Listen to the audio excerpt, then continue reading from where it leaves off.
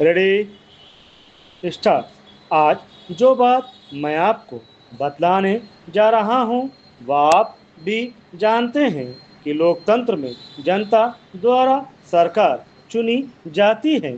सरकार बनने के बाद वह जनभावना को प्रतिबिंबित करने वाली होनी चाहिए, यथासंभव जन अपेक्षाओं को पूरी करने वाली होनी चाहिए। विश्व के सभी लोकतांत्रिक देशों में संसदीय प्रणाली का स्वरूप अपनी अपनी भावना और अपनी अपनी आवश्यकता के अनुरूप निर्धारित किया जाता रहा है, किंतु कहा जाता है कि कार्यपालिका का विधायिका के प्रति और विधायिका का जनता के प्रति सामूहिक उत्तरदायित्व ही इस व्यवस्था का मौलिक सिद्धांत है।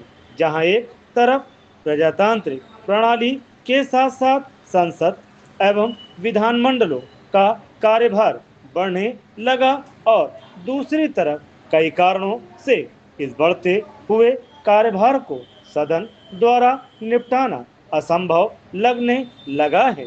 इसलिए यह विचार किया गया कि क्यों ना सदन अपने सदस्यों में से कुछ को प्रतिनिधि चुनकर ऐसी समिति का गठन करे जो किसी भी विषय पर विस्तृत विचार कर उसके निष्कर्षों से सदन को अवगत कराती रहे।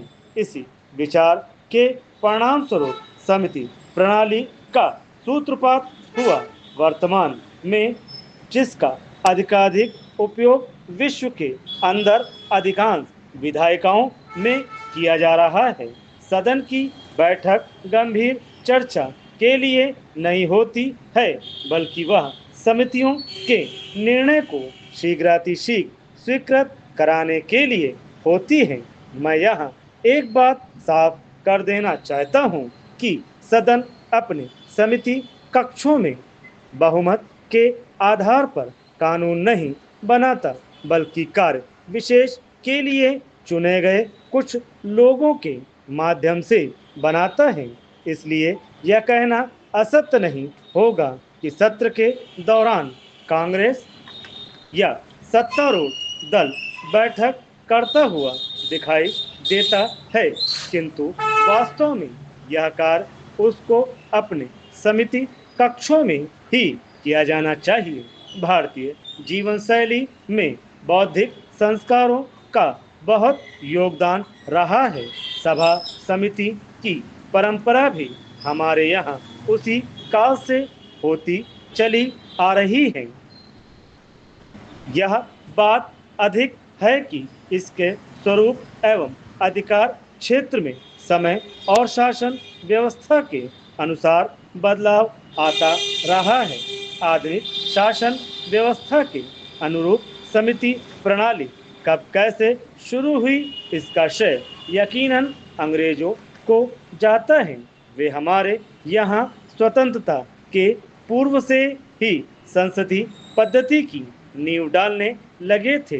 सन 1881 और 1909 में ब्रिटिश संसद ने भारत के बारे में जो कानून बनाए, उनमें से उसी नींव के लक्षण आज भी हमारे देश में विद्यमान हैं। सन 1919 के सुधारों द्वारा जो परिवर्तन हुए, उनमें विधान मंडलों के गठन के लिए कुछ सैद्धांतिक आधार तैयार किए गए थे।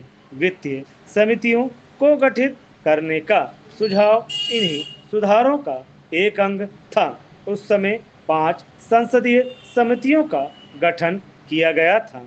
लोक लेखा समिति इनमें से एक है। इसके पश्चात समिति प्रणाली में क्रमिक रूप से सुधार होते रहे और इनका महत्व